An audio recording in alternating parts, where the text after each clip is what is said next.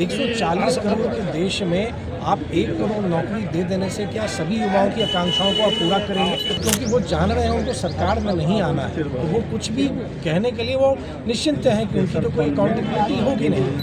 विपक्ष क्या कहता है नहीं कहता उससे कोई फर्क नहीं पड़ता। आज आदमी में प्रधानमंत्री जी की स्वीकार्यता विश्व। नमस्कार, मेरा नाम सानू झा है और आप लाइव सिटीज़ मधुबनी जिला के झंझारपुर लोकसभा से देखना शुरू कर चुके हैं। हमारे साथ बिहार सरकार में मंत्री नीतीश मिश्रा जी हैं। सबसे पहले लाइव सिटीज़ में स्वागत है। बहुत बहुत धन्यवाद जी। लगातार क्षेत्र का भ्रमण कर रहे हैं, चीज़ों को जान रहे हैं, काफ़ी लंबा अनुभव है। अब आप ही लोगों के MLC बन रहे हैं सुमन महासेठ, वो अब VIP में गए हैं। कितना स्कोप देख रहे हैं VIP को लेकर के झंझारपुर? नहीं, कहीं नहीं। और मुझको लगता है कि आज भी जो आदरणीय रामप्रीत मंडल जी का जो नामांकन हुआ, मैं स्वयं उसमें प्रस्तावक था, कहीं कोई कंटेस्ट नहीं है और जनता ने मन बनाया हुआ है। आज की जनता जागरूक जनता है और सब मानते हैं कि आदरणीय प्रधानमंत्री श्री नरेंद्र मोदी जी के नेतृत्व में 4 जून के बाद पुनः सरकार बनेगी। उस सरकार में झंझारपुर भी पीछे ना रहे, झंझारपुर की भी भूमिका रहे, झंझारपुर भी उस डेवलपमेंट की जो यात्रा है उसमें वो जुड़ा रहे। तो झंझारपुर के लोग सजग हैं, अपने मत का सही उपयोग करना वो जानते हैं। और मुझे पूर्ण विश्वास है कि रामप्रीत मंडल जी जो आदरणीय प्रधानमंत्री श्री नरेंद्र मोदी जी और बिहार के मुख्यमंत्री आदरणीय श्री नीतीश कुमार जी के प्रतिनिधि के तौर पर चुनाव लड़ रहे हैं, निश्चित वो बहुत ही बड़े अंतर से यहाँ पर लोग कह रहे थे कि काफ़ी ज़्यादा इनकम्बेंसी है सांसद को लेकर के। अब तो और लड़ाई जो है वो पहले थोड़ी बहुत टक्करदार थी, लेकिन अब तो क्लीन स्वीप करने वाले हैं। देखिए, बहुत बार होता है, मैं इस बात से इनकार नहीं करूँगा कि मैं खुद चुनाव लड़ता हूँ, मैं भी विधायक रहा हूँ। तो ये स्वाभाविक होता है कि जब आप 5 वर्ष कोई जनप्रतिनिधि होता है तो कभी अपने मतदाताओं में कुछ काम हुआ नहीं हुआ उसके लिए नाराज़गी अपने जनप्रतिनिधि से होना वो स्वाभाविक है। मुझको लगता है कि एक जनप्रतिनिधि का और उसके मतदाता का है, उसके क्षेत्र की जनता का ये संबंध इसी तरह रहता है। लेकिन अंत में जब जनता को ये निर्णय लेना है और खासतौर से क्योंकि ये देश का चुनाव है कि आप देश की बागडोर किसको देंगे, अगर आदरणीय प्रधानमंत्री श्री नरेंद्र मोदी प्रधानमंत्री नहीं बनता तो यहाँ की जनता किसको चाहती है कि वो प्रधानमंत्री बने?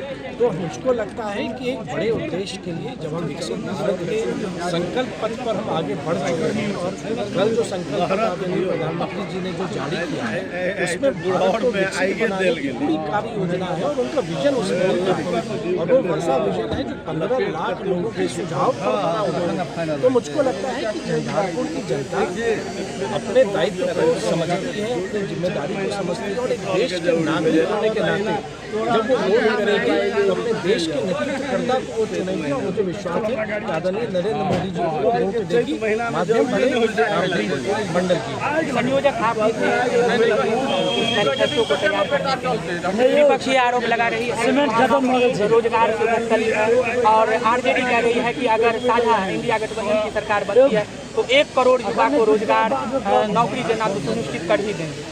देखिए, मुझको लगता है कि मुझे इस बात को समझना पड़ेगा। एक तो जो इंडी गठबंधन है हर एक पार्टी अपना अलग अलग घोषणा पत्र लेके आ रही है, भले कोई भी नाम दे। अगर हम भारतीय जनता पार्टी के संकल्प पत्र को देखेंगे, मैं एक छोटा उदाहरण आपको देता हूँ। उसमें ये उल्लेख है कि आने वाले समय में भारत को विश्व का मैन्युफैक्चरिंग हब बनाएगा। तो अगर विश्व का मैन्युफैक्चरिंग हब बनेगा यानी यहाँ पर ज़्यादा से ज़्यादा चीज़ों का निर्माण होगा, यहाँ पर इकाइयाँ लगेंगी। जब निवेश आएगा तो निवेश आएगा जो स्वाभाविक है वो रोज़गार लाता है। अगर वो समझ रहे हैं कि रोज़गार सिर्फ सरकारी नौकरी है, 140 करोड़ के देश में आप 1 करोड़ नौकरी दे देने से क्या सभी युवाओं की आकांक्षाओं को आप पूरा करेंगे? दूसरी बात, जब आप 1 करोड़, क्योंकि वो जान रहे हैं उनको सरकार में नहीं आना है, तो वो कुछ भी कहने के लिए वो निश्चिंत हैं कि उनकी तो कोई अकाउंटेबिलिटी होगी नहीं। अगर मैं एक छोटा उदाहरण आपको ये दूँ कि 2014 में जहाँ पर देश में लगभग 350 स्टार्टअप थे और स्टार्टअप वो है जो हमारे युवा एक नई चुनौती को स्वीकार करके उद्यमी बनते हैं और वो 10 लोगों को रोजगार देते हैं। आज उसकी संख्या 1,10,000 से भी अधिक है। मैं मानता हूँ कि जब देश हमारा प्रगति करेगा, डेवलपमेंट होगा, हमारा GDP जब बढ़ेगा तो वो डेवलपमेंट के साथ साथ एम्प्लॉयमेंट के नए आयाम को लेके आता है, चाहे वो एम्प्लॉयमेंट गवर्नमेंट सेक्टर में हो, प्राइवेट सेक्टर में हो या वो सेल्फ एम्प्लॉयमेंट। तो मुझको लगता है लोग इस बात को समझ रहे हैं और आने वाले समय में जो समय युवाओं का है, अमृत पीढ़ी का है, और 2047 की जो हमारी यात्रा है, बहुत लोग ये भी कहते हैं कि 47 कौन जानता है, लेकिन सबसे बड़ी बात मानिए आदरणीय प्रधानमंत्री जी की क्या विशेषता है कि 10 वर्षों का उनका प्रूवन ट्रैक रिकॉर्ड है कि जो उन्होंने प्रॉमिस किया उसको उन्होंने डिलीवर किया, और उनके अगले 20-25 वर्षों का एक रोड मैप है, विजन स्पष्ट है। लीडर वही होता है जो आगे देखता है, लीडर वही होता है जो आगे देखता है, और आज भारत को उस ढंग से आदरणीय प्रधानमंत्री जी पोजीशन कर रहे हैं, भारत को उस दिशा में ले जा रहे हैं कि आने वाला समय भारत का ही होगा। मात्र 2 प्रश्न हैं विधायक जी। आरजेडी कांग्रेस कह रही है कि ये जो मैनिफेस्टो है 75 पेज का जो मैनिफेस्टो है वो उसमें यमराज की तरह वो यमराज को आमंत्रित कर रहे हैं, यमराज घंटी बजा रहे हैं, मतलब इसको पूरा प्रकरण दिया जा रहा है यमराज को लेकर के। इसको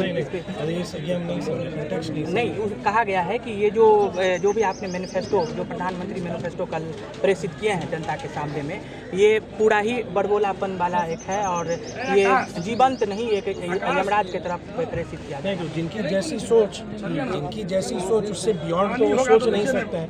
मैं मानता हूं, क्योंकि मैं पढ़ा लिखा व्यक्ति हूं, मैंने उस डॉक्यूमेंट को पढ़ा। जो बोल रहे हैं क्या, उन्होंने उस डॉक्यूमेंट का एक पन्ना भी पढ़ा हमारे संकल्प पत्र का। संकल्प क्या है? ये घोषणा पत्र नहीं है, संकल्प एक कमिटमेंट है। और प्रधानमंत्री जी ने जो कहा कि 140 करोड़ देशवासियों का जो एम्बिशन है, देखिए साधारण बात नहीं है। उन्होंने कहा है कि जो 140 करोड़ देशवासियों का जो एम्बिशन है वो उनका मिशन है। तो प्रधानमंत्री जी का जो मिशन है, तो हमारे पास एक ऐसे लीडर हैं जो देशवासियों के एम्बिशन को ओन करके, उसको स्वीकार करके, उसको एक मिशन में मान के वो आगे चल रहे हैं। विपक्ष क्या कहता है नहीं कहता उससे कोई फर्क नहीं पड़ता।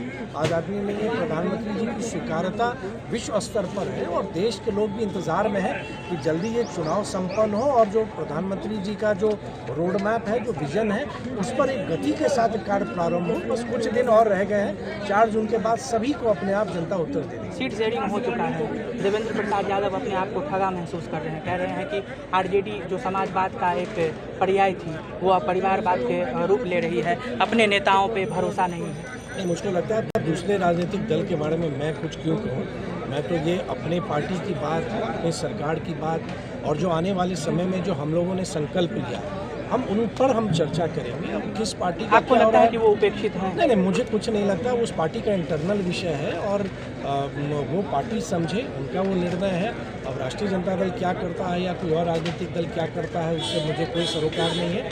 एनडीए मजबूती के साथ चुनाव लड़ रही है और मुझे पूरा विश्वास है कि 2014 में 31% से जो 19 में हम 37% वोट्स पर हम आए थे, इस बार हम लोग उसको भी पार करेंगे। और जिस लक्ष्य के साथ एनडीए का कार्यकर्ता काम कर रहा है कि अब की बार 400 पार, उस लक्ष्य को हम प्राप्त करेंगे। ये हमारे साथ बिहार सरकार में मंत्री नीतीश मिश्रा जी थे। इन्होंने तमाम बातों को लेकर के सिलसिलेवार ढंग से अपनी तमाम चीज़ों को रखा है, स्पष्ट ढंग से विपक्ष पे भी हमलावर होते हुए दिखे हैं। ऐसे तमाम छोटे बड़े खबरों को लाइव सिटीज़ पर देखते रहें। तत्काल के लिए दीजिए इजाज़त, नमस्कार।